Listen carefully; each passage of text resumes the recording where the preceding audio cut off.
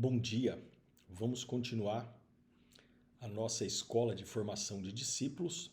Estamos falando de Jesus, sua vida e obra.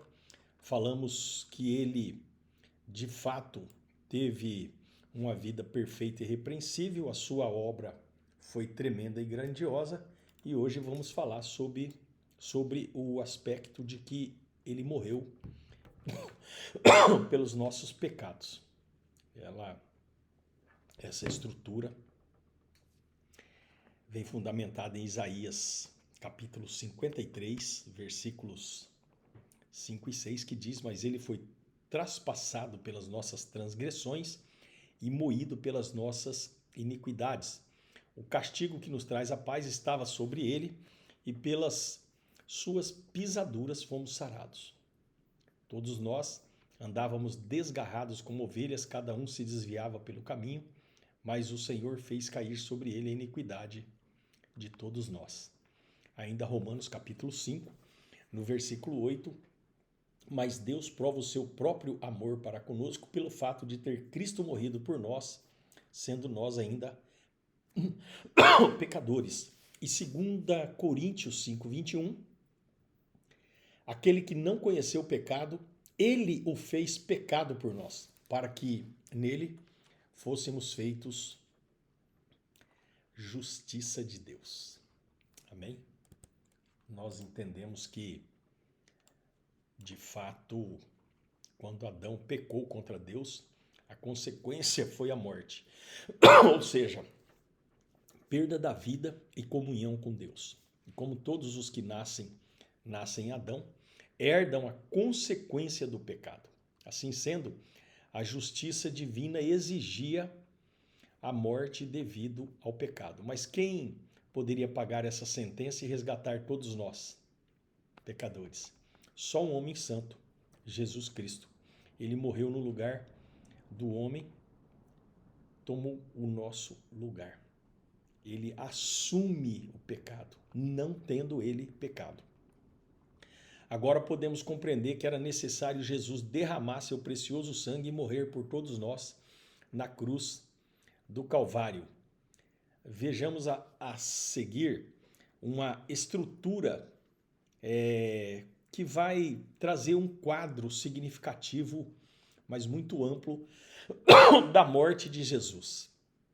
Nós temos o seguinte quadro: consequência do pecado.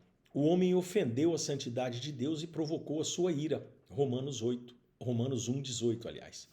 A solução para o pecado, a morte de Jesus foi propiciatória, ou seja, a morte de Jesus ela aplaca a ira de Deus. Romanos 3:25. Consequência do pecado, o homem está condenado ao castigo da morte eterna. Romanos 6:23.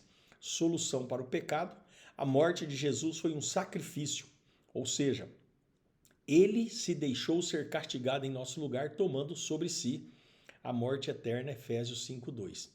Consequência do pecado, o homem se tornou escravo de Satanás e do pecado. Efésios 2:1-3.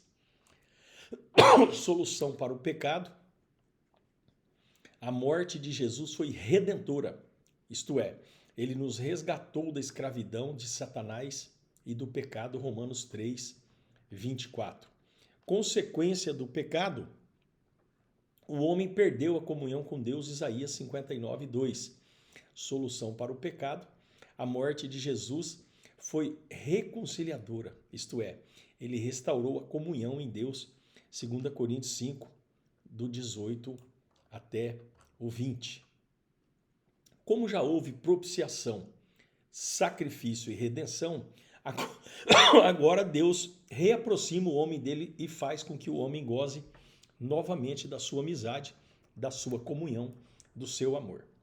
Na cruz, Deus equilibrou perfeitamente a sua justiça e o seu amor. A cruz fez isso. Jesus fez isso. Jesus, acima de tudo, tem também uma característica muito interessante. Jesus, ele ressuscitou. Atos 2:24, ao qual, porém, Deus ressuscitou, rompendo os grilhões da morte, porquanto não era possível fosse ele retido pela morte, retido por ela. O Evangelho não proclama que a obra de Jesus terminou com a sua morte e sepultamento numa tumba. Não, o Evangelho não faz isso. Ele ressuscitou. A ressurreição prova que ele veio realmente do Pai, falou da parte do Pai e que ele era quem ele dizia ser.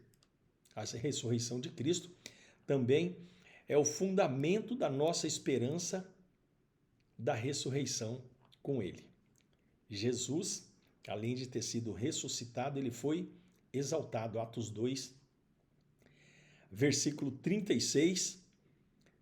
Esteja absolutamente certa, pois, toda a casa de Israel, de que a este Jesus que vós crucificastes, Deus o fez Senhor e Cristo.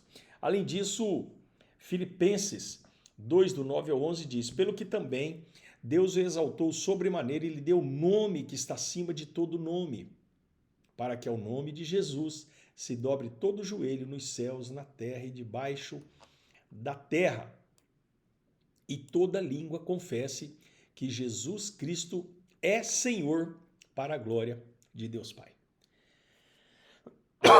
Porque Jesus se fez homem, em tudo realizou a vontade do Pai. Foi obediente até a morte, morte de cruz. Deus o exaltou sobremaneira e lhe deu nome que está acima de todo nome. Deus o constituiu Senhor e lhe deu domínio sobre todas as coisas. Devemos confessá-lo como nosso Senhor, lembrando as suas próprias palavras: por que me chamais Senhor, Senhor, e não fazei o que vos mando, lá em Lucas 6,46. A obediência é a verdadeira expressão de sujeição ao senhorio de Cristo. Tem uma outra característica da obra de Jesus, é que ele voltará. Mateus 24:30. Então acontecerá no céu o sinal do Filho do Homem. Todos os povos da terra se lamentarão e verão o Filho do Homem vindo sobre as nuvens no céu com poder e muita glória. A maior notícia que o mundo terá nos últimos dias é a do retorno de Jesus à terra. Como ele ascendeu aos céus, ao trono de Deus, virá do mesmo modo. Virá do mesmo modo. Atos 1, do 9 ao 11. Porém, não mais como servo, e sim como Senhor dos senhores e Rei dos reis. Os salvos o contemplarão com alegria e os incrédulos verão com lamentos, porque não sabemos a hora da sua volta, então nós devemos aguardá-lo em vigilância e santidade. Esse é o nosso Jesus. Essas são as características da sua vida. São as características da sua vida. A vida em Cristo,